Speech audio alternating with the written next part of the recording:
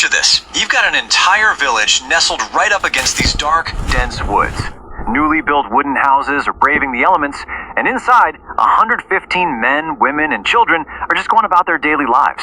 They're sleeping, working, dreaming of building a completely new life. But then, poof, almost overnight they completely vanish from the face of the earth. Every single one of them.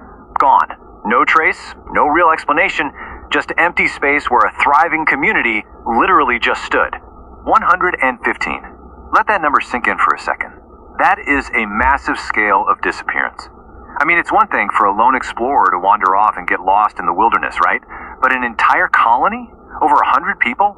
Families, the community leaders, the elderly, even infants, just evaporating into thin air is absolutely terrifying. It's the kind of mystery that completely defies basic logic. It tells us right away we are dealing with something deeply, deeply unusual. And honestly, the absolute absence of evidence is what makes this so chilling. Because if you expect a tragedy of this size to leave some kind of mark, well, you'd be wrong.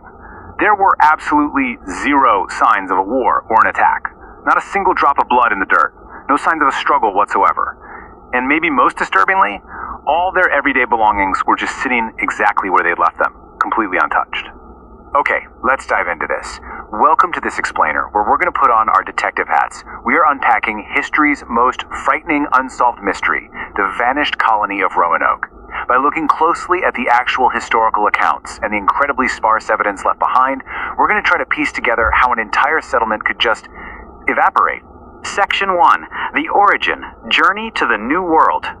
So backing up to 1587, the British decide to set up their very first permanent settlement in America. They build a new village on Roanoke Island, led by a guy named Governor John White. But almost right out of the gate, these 115 settlers face severe, life-threatening shortages of food and supplies.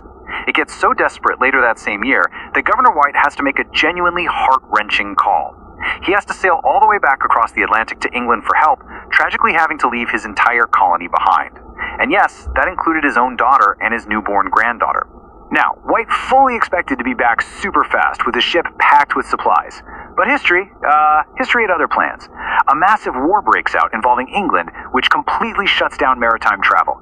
It creates this devastating 3-year gap. For 3 agonizing years, John White is just trapped across the ocean, totally unable to get back to his family or his struggling colony, until August of 1590. Section 2. The Discovery. John White's Return. Now, what's really interesting about this slide is the sheer shocking contrast. John White basically rushes onto the island expecting to find this thriving, growing settlement, or worst case scenario, the aftermath of a battle. But the reality, a completely deserted ghost town. There's not a single human being in sight. The houses weren't burned down, they were actually dismantled. And all that abandoned food and valuables, just sitting there, almost frozen in time. And because those super valuable items and scarce food stores were just left behind, we can draw a pretty disturbing conclusion. This was absolutely not a carefully planned relocation. I mean, think about it.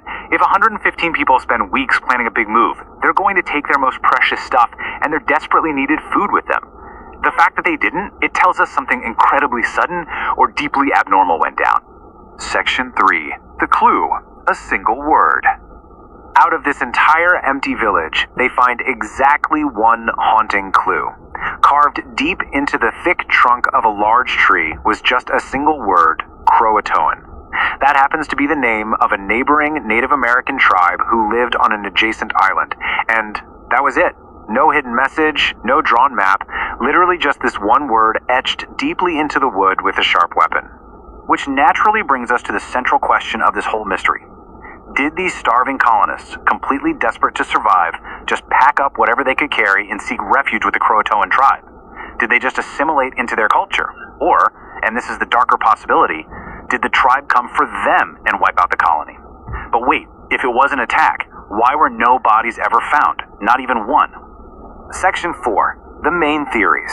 So the crucial point is, how do we actually make sense of this today? Looking at it neutrally, we have 3 primary hypotheses. The most grounded, historically sound theory is that severe starvation basically forced the settlers to assimilate into local native tribes just to stay alive. It makes logical sense. But because there is an absolute lack of physical traces, it's fueled much darker theories over the centuries. Some speculate they were devoured by something completely unknown. Others lean into old American folklore, suggesting the area is quite literally a cursed land that just swallowed them up. Section 5. The aftermath. Centuries of searching. 4 entire centuries have passed. That's 400 years of historians searching, archaeologists digging, and experts analyzing. And in all that time, science has not been able to find a single, solitary skeleton belonging to any of those original 115 people. It is as if the Earth completely erased their physical existence. So here we are, effectively standing exactly where Governor John White stood in 1590, just staring at an empty forest. Did the Roanoke colonists sink into the earth, or did they literally vanish into the sky? Based on all the clues we've explored in this explainer today, what do you think actually happened to them? The mystery of Roanoke definitely remains one of history's absolute greatest question marks. Thank you so much for joining me, and be sure to subscribe for more deep dives into the unexplained. I'll catch you next time.